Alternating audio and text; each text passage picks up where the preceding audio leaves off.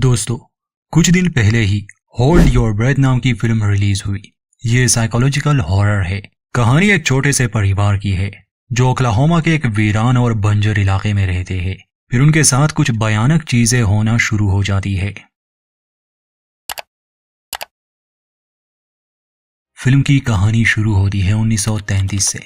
Oklahoma में एक इलाका था जो पहले तो हरा भरा था। यहाँ लोग आबाद होना शुरू हुए, मगर फिर अचानक से कुछ हो गया। मौसम में बदलाव आया और वो हरा भरा इलाका रेगिस्तान में बदल गया। बारिशें होना बंद हुई और इससे भी बुरा कि हर समय वहां रेत और धूल के तूफान आया करते थे, जिससे वहां रहने वाले लोगों का जीना मुश्किल हो गया था। खैर, समय के साथ बहुत से लोग इस इलाके को छोड़कर चले गए। कुछ मर गए और कुछ ऐसे भी लोग थे जो यहाँ फंसे थे। या तो उनके पास जाने के लिए कोई और जगह नहीं थी या पैसे नहीं थे, पर यहाँ जीना हर दिन मुश्किल होता जा रहा था। इसी इलाके में एक परिवार भी रहता है, वो भी बहुत मुश्किल में है, मगर ये जगह छोड़ना उनके लिए आसान नहीं। ये परिवार है मार्गरेट का, जिसका पति पैसा कमाने के लिए किसी और स्टेट में गया है। मार्गरेट अपने 2 बेटियों के साथ यहाँ रहती है। वैसे उसके 3 बच्चे थे, मगर किसी बीमारी की वजह से उसकी एक बेटी मर गई, जिसे घर के पास ही दफनाया गया था। यहाँ धूल, मिट्टी और खराब मौसम की वजह से काफी बच्चे बीमार रहते हैं। मार्गरेट की बेटी भी इसी वजह से मर गई, बल्कि मार्गरेट की जो छोटी बेटी है ऑली, वो स्कारलेट फीवर की वजह से बहरी हो गई है। और बड़ी बेटी का नाम है रोज, जो अभी तक तो ठीक है। ये सारी मुसीबतें तो थी ही। इसके अलावा घास ना होने की वजह से इनकी गायें भी दिन ब दिन कमजोर होती जा रही थी और ये लोग इस मुश्किल समय में उसी पर जिंदा थे। मार्गरेट की जो बेटी मर गई, उसकी मौत के बाद मार्गरेट को नींद नहीं आती। इंसोम्निया की वजह से अक्सर उसकी तबीयत खराब रहती है, बल्कि उसे कुछ हेल्यूसिनेशंस भी होते हैं, जिस वजह से रोज को उनसे डर भी लगता था और ये लोग एक कमरे में नहीं सोते थे। इसलिए डॉक्टर ने मार्गरेट को नींद की गोलियां दी थी, जिसे उसे हर रात लेना था। यहाँ रहने वाले लोगों की ये ख्वाहिश थी कि काश ये जगह फिर से हरी भरी हो जाए और ये सुकून से यहाँ जीवन बिता सके, मगर ऐसा होना मुमकिन लग तो नहीं रहा था। मार्गरेट के बच्चे और खुद मार्गरेट भी अपने पति को बहुत याद करती थी। ये लोग चाहते थे कि वो लौट के आए, या कम से कम वो इतने पैसे कमा सके कि ये उनके साथ रहने चले जाए, पर शायद उसके भी हालात कुछ ठीक नहीं थे। यहाँ पर एक शेरिफ भी था, एक डॉक्टर भी और चर्च भी। गांव की औरतें अक्सर दिन के समय एक साथ बैठकर बातें किया करती थी। यहाँ पास ही मार्गरेट की एक बहन भी थी, जिसके 3 बच्चे थे और उसका पति भी कहीं काम पर गया था। मार्गरेट की बहन का नाम है एस्टर और इन दिनों उसका बेटा थॉमस बहुत बीमार है। आई होप के फिल्म का प्लॉट काफी समझ आ गया होगा। अब आगे कहानी में इससे भी बुरी चीजें होने वाली है। तो शुरुआत होती है मार्गरेट के एक सपने से, जहां पहले तो वो घास के मैदान में खुद को देखती है और फिर पलक झपकते ही वो हरियाली गायब होकर रेगिस्तान और रेतीले तूफान में बदल गई। मार्गरेट को उसमें बहुत से लोगों की चीखें सुनाई दे रही थी। अचानक वो नींद से जागी। फिर हमें दिखाया जाता है कि ये लोग कैसे अपनी जिंदगी गुजार रहे हैं। यह सब काफी मुश्किल था इनके लिए, मगर इस सब के बावजूद मार्गरेट माँ होने का भूमिका निभाती है, यानी अपने बच्चों का ख्याल रखना, उन्हें जिंदा रखना। एक रात हम देखते हैं कि रोज अपनी छोटी बहन ओली को एक डरावनी कहानी सुना रही है, जो कि बिल्कुल अच्छा आइडिया नहीं था। ये किताब थी जिसका नाम था द ग्रे मैन। कहानी में एक आदमी था जिसने अपने बच्चों और पत्नी को मारना चाहा, घर को आग लगा दी, मगर उस आग में वो आदमी खुद भी मर गया और अब उसकी राख धूल के साथ उड़ती रहती है। कहते हैं कि जो इंसान भी उसकी राख को इनहेल करे, वो भी उसी की तरह बुरा बन जाएगा। खैर, ये तो बस एक कहानी थी, मगर छोटी ओली सच में डर जाती है। उसकी माँ को भी नींद नहीं आती, तो वो पूछती है कि क्या माँ भी उसके वश में आ गई है, यानी द ग्रे मैन के वश में। तो रोज उसे समझाती है कि नहीं, माँ तो हमारी बहन की मौत से उदास रहने लगी है। अगले दिन ये परिवार ईस्टर के यहाँ जाता है, जो कि मार्गरेट की बहन है। उसका छोटा बेटा थॉमस बीमार था, कांस रहा था, वो भी काफी दिनों से, और ईस्टर की हालत भी कुछ ठीक नहीं थी, मानो जैसे उसने उम्मीद खो दी हो। उसका घर धूल से भर गया था, वो सफाई नहीं कर रही थी। ईस्टर मार्गरेट से कहती है कि वो यहाँ से जाने वाली है, क्योंकि उसने एक बुरा सपना देखा है। कुछ दिन बाद वो अपना सामान लिए यहाँ से जाने वाली थी, मगर ईस्टर उसे बात करने आई थी, समझाने आई थी कि वो अभी ना जाए, बस घर को सील रख के धूल मिट्टी को साफ करे, उसका बेटा ठीक हो जाएगा। वैसे भी यहाँ आंधी चलती थी, मगर ईस्टर नहीं मानती। वो तूफान में ही निकल जाती है। मार्गरेट अपने बच्चों को लिए जब घर वापस आ रही थी, तो ये तूफान में फंस गए। कुछ समय के लिए इन्होंने ओली को भी खो दिया, मगर घर में दाखिल होने के बाद पता चला कि वो पहले ही आ चुकी थी। साइन लैंग्वेज में वो कहती है कि उसे उस आदमी से डर लगता है। ये सुनकर मार्गरेट को हैरानी हुई। वो बाहर झांक कर देखती है मगर कोई नहीं था। रात को पता चला कि रोज अक्सर उसे ग्रे मैन की कहानी सुनाती है और शायद उसने उस ग्रे मैन को सच मान लिया जिस पर मार्गरेट रोज को डांटती है। उस किताब को मार्गरेट ने अपने पास रख लिया। अगली सुबह घबराई हुई रोज आकर उसे जगाकर कहती है कि ओली सही थी, बाहर कोई है। गन लिए मार्गरेट देखने गई। बान के हैंडल पर खून लगा था मगर उसे कोई दिखा नहीं। उसी दिन उन्हें पता चला कि कल रात एस्टर और उसके बच्चे जिस बग्गी में यहाँ से निकल रहे थे वो रेत के तूफान में फंस गए थे। जब गांव वाले उसे देखने गए बस थॉमस और एस्टर ही बचे थे। एस्टर के 2 बच्चे उसमें मारे गए। उसे घर लाया जाता है। मार्गरेट उस पर गुस्सा थी क्योंकि उसने एस्टर को ना जाने की सलाह दी थी, जिससे एस्टर रोने लगी क्योंकि अब उसे लगने लगा कि ये उसी की गलती थी। इस हादसे के बाद मार्गरेट के दिल में एक डर सा बैठ गया, जैसे कहीं वो अपने बच्चों को ना खो दे। वो डॉक्टर से मिलने जाती है मगर डॉक्टर उसे सलाह देता है कि वो घर को सील रखे और बच्चे मास्क का इस्तेमाल करे। मार्गरेट के पास घर में इतना कपड़ा नहीं था कि वो क्रैक्स को बंद कर सके, इसलिए वो अपना बेड भी बच्चों के कमरे में ले आती है, जहाँ रोज थोड़ी घबराई हुई थी क्योंकि उसकी माँ अक्सर अपना आपा खो देती है। अगले दिन जब मार्गरेट ने देखा कि एक गाय को खुला छोड़ दिया गया है तो उसे बहुत गुस्सा आया। वो रोज को इसके लिए डांटती है क्योंकि ये गाय ही उन्हें जिंदा रख रही थी। घास ना होने की वजह से अब गाय ने दूध देना भी बंद कर दिया था। बान में मार्गरेट को कुछ महसूस हुआ, लगा जैसे कोई हो। गन लिए वो ऊपर गए। इससे पहले भी ओली ने कई बार कहा था कि कोई आदमी है यहाँ। उसके हिसाब से ये था द ग्रे मैन। मार्गरेट पर चूंकि एक डर सा हावी हो गया था, इसलिए कहीं ना कहीं वो भी ग्रे मैन पर विश्वास करने लगी थी।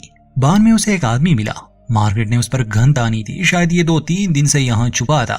यह आदमी अपना नाम वॉलेस बताता है और ये भी कि ये हेनरी यानी मार्गरेट के पति का दोस्त है, क्योंकि जो जैकेट उसने पहनी थी ये हेनरी ने ही उसे दी थी और चूंकि इसका एक पैर जख्मी था इसलिए ये काम ना कर सका। मार्गरेट पूछती है कि तुम दरवाजे पर भी तो आ सकते थे, यहाँ छुपने की जरूरत क्या थी? तो वॉलेस कहता है कि मैं तुम लोगों को डराना नहीं चाहता था। मेरा हुलिया डरावना सा था। जैसे ही मेरी हालत थोड़ी ठीक हो जाती मैं ऐसे ही करने वाला था।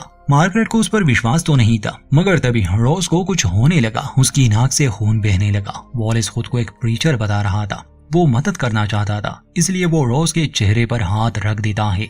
ये थोड़ा अजीब था मगर खून आना बंद हो गया और मार्गरेट के लिए तो ये किसी चमत्कार से कम नहीं था। इसलिए मार्गरेट वॉलेस को अपने बान में रहने की इजाजत देती है, इस शर्त पर कि वो किसी को दिखे नहीं, वरना आसपास के लोग अजीब अजीब बातें करेंगे। अगले दिन बारिश होती है। बच्चे बहुत खुश थे और मार्गरेट को ऐसा लगने लगा जैसे वॉलेस की वजह से ये सब हो रहा है। उसी दिन चर्च के बाहर थॉमस यानी एस्टर के बेटे को बिना कपड़ों और बुरी हालत में देखकर सबको बहुत दुख होता है। असल में एस्टर का दिमागी संतुलन तब ठीक नहीं था। वो अपने बच्चे को संभाल नहीं पा रही थी, इसलिए शेरिफ को आगाह कर दिया जाता है। मार्गरेट के कहने पर थॉमस को ले जाया गया किसी सुरक्षित जगह पर। हालांकि मार्गरेट को दुख बहुत होता है एक माँ से उसके बच्चे को छीनना। खैर उस दिन मार्गरेट बहुत परेशान थी। वॉलेस वो प्रीचर अभी तक उनके बान में था, इसलिए अपने दिल का हाल वो उसे सुनाने गई और ये भी कि बेटी के गुजर जाने के बाद उसे नींद नहीं आती और अजीब अजीब से सपने आते हैं। वॉलेस उससे बहुत अच्छे से बात करता है मगर उसका राज ज्यादा समय के लिए छुपा नहीं रहता। मार्गरेट को अपने पति की तरफ से एक लेटर मिला। उस रात वॉलेस भी उनके साथ था। ओली उसके गोद में बैठी थी। अब जैसे जैसे वो उस लेटर को पढ़ने लगी पता चला कि हेनरी ने उनके लिए पैसे भेजे थे मगर वो जैकेट चोरी हो गया और ये काम किसी और का नहीं बल्कि वॉलेस का था। मार्गरेट तुरंत बंदूक उस पर तान देती है क्योंकि ये आदमी झूठा, धोखेबाज और चोर था। अपनी जान बचाने के लिए उसने ओली को पकड़ा हुआ था। मार्गरेट उसे शेरिफ के हवाले करना चाहती थी। वो अपने पति के पैसे मांगती है तो वॉलेस कहता है कि सब खर्च हो गए। वो ओली को छोड़ने वाला था लेटर के बदले, मगर मार्गरेट को उस पर विश्वास नहीं था। खैर वो अपनी बच्ची को इशारा करती है और दीवार पर गोली चलाती है, जिससे वॉलेस ने उसे तो छोड़ दिया मगर वो लेटर भी छीन लेता है। बाद में उसने उसे जला दिया ताकि कोई सबूत ना रहे। मार्गरेट उसे घर से निकालना चाहती थी। वॉलेस कहता है कि मैं एक एंजल हूँ, मैंने तुम्हारी बेटी को ठीक किया है। अगर तुम मेरे साथ ऐसा करोगी तो तुम्हारी बेटी फिर से बीमार हो जाएगी। मगर मार्गरेट उसकी बात नहीं सुनती और उसे घर से निकाल देती है। हालांकि उस समय मौसम काफी खराब था और वॉलेस को शेल्टर की जरूरत थी। मार्गरेट को डर था, इसलिए वो पूरी रात पहरा देती है। उसे एक बुरा सपना भी आता है जब उसकी बहन एस्टर ओली को मारने वाली थी। फिर अब चूंकि मार्गरेट ने सोना छोड़ दिया था, इसलिए उसके दिमाग पर बुरा असर होने लगा। उसने ग्रेमैन की कहानी को भी सच मान लिया। तो एक रात उसने देखा कि बच्चों के बिस्तर पर आग लगी है। फिर बच्चे ठीक थे। रोज को पता चला कि उसकी माँ का मानना है कि ये सब ग्रेमैन कर रहा है और वॉलेस भी ग्रेमैन के कब्जे में था। रोज पूछती है कि वो सब तो सच नहीं है ना माँ, आपने खुद कहा था। मगर मार्गरेट कहती है कि क्या तुमने देखा नहीं, उसने कैसे तुम्हें ठीक किया और उसके आने से बारिश भी हुई। रोज को अपनी माँ की फिक्र सताने लगी। अगले दिन एस्टर अपने बहन से मिलने आई थी। अब उसकी हालत ठीक लग रही थी। उसका कहना था कि वो प्रीचर से मिल रही है और वो उसे सही राह दिखा रहा है। आज शाम गांव वाले एक जश्न में शामिल होने वाले थे। एस्टर अपनी बहन को भी सलाह देती है कि वो अपने बच्चियों को ले आए। खैर रात को जैसे रोज तैयार होती है नए कपड़े पहनकर, तो मार्गरेट को ऐसा लगा जैसे रोज को कुछ हो गया हो। वो सांस नहीं ले रही और मदद के लिए चिल्ला रही है। वो जल्दी से उसके कपड़े फाड़ देती है, पर असलियत में रोज बस हंस रही थी और मार्गरेट के दिमाग ने उसे धोखा दिया जैसे वो चिल्ला रही हो। इस बात से रोज काफी परेशान हो जाती है क्योंकि धीरे धीरे अब उसकी माँ पागल हो रही थी और मार्गरेट को लग रहा था कि वॉलेस ने उसे कोई कर्ज दिया या फिर ये ग्रेमैन कर रहा है। वो धूल के जरिए उसके शरीर में जा चुका है। खुद को पागल ना साबित करते हुए वो फिर से अपने दोनों बच्चियों को लिए उस जश्न में जाती है। शेरिफ उसके साथ डांस करता है मगर मार्गरेट खुद को नॉर्मल ही दिखा रही थी। उस पार्टी में ईस्टर भी आई थी और मार्गरेट को ऐसा लगा जैसे वो वॉलेस के साथ आई हो। अचानक उसे कुछ होने लगा। सब लोग इकट्ठा हुए। खैर यहाँ रोज अपनी माँ का साथ देती है और सबको वॉलेस यानी उस चोर के बारे में बताती है। यहाँ तक तो गांव वाले उनकी बातों पर विश्वास कर लेते, मगर जब मार्गरेट ने ये कहना शुरू कर दिया कि ग्रेमैन धूल और रेत के जरिए हमारे शरीर में दाखिल होकर हमें करप्ट करके हमसे बुरे काम करवाता है, तो लोग समझ गए कि शायद मार्गरेट भी पागल हो गई है अपनी बहन की तरह। अपने बच्चों को लिए वो घर वापस आई, मगर रात को फिर से एक आवाज ने उसे डरा दिया। गन लिए वो बाहर देखने गई। कभी वो बाहर जाती, कभी घर में आती। तब रोज को अंदाजा हुआ कि घर में जो भी अजीब चीजें हो रही है, जैसे कहीं आग लग जाना या कोई चीज टूट जाना, ये खुद मार्गरेट ही कर रही थी। बस उसे याद नहीं रहता था और लगता उसे कि शायद उनके अलावा कोई और भी है या उसके हिसाब से ये ग्रेमैन है जो उन्हें हॉन्ट कर रहा है।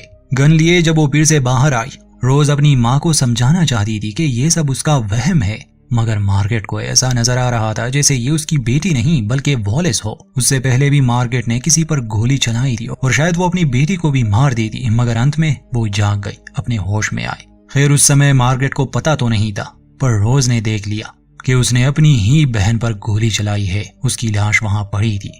मार्गरेट अपनी बेटी से कहती है कि ग्रेमैन डस्ट की वजह से उनके शरीर में जा चुका है, इसलिए उन्हें नशे की गोलियां खाकर खुद को खत्म करना होगा। रोज होशियार थी। अगर वो विरोध करती तो शायद हालात और बिगड़ जाते, इसलिए वो अपनी माँ के हाँ में हाँ मिलाती है। तभी दरवाजे पर कोई आया। असल में ये शेरिफ थे जो जानने आए थे कि क्या सब ठीक है या नहीं, पर असल में मार्गरेट की हालत देखकर वो उसके बच्चों को ले जाना चाहते थे। ये सुनकर मार्गरेट अपना आपा खो देती है और शेरिफ को चाकू से मार देती है। बाद में जब वो खुद को और अपने बच्चियों को हमेशा के लिए सुलाने वाली थी, तब रोज उसे मारना चाहती थी, मगर उसमें इतनी हिम्मत भी नहीं थी। इसलिए वो ये झूठ कह देती है कि ओली बाहर चली गई।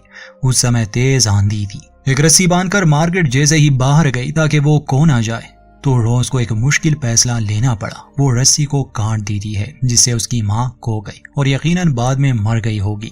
रोज ने ओली को अलमारी में छुपाया था। फिल्म के अंत में हम देखते हैं कि दोनों बहनें एक ट्रेन में इस इलाके से दूर जा रही है, शायद अपने पिता के पास। अब उन्हें हरियाली भी नजर आने लगी, मगर रोज कभी भी अपने इस गिल्ड से निकल नहीं पाएगी कि उसने अपनी ही माँ को ऐसे हालात में छोड़ दिया और फिर शायद किसी दिन रोज भी पागल हो जाए। इसी के साथ दोस्तों होता है इस फिल्म का अंत।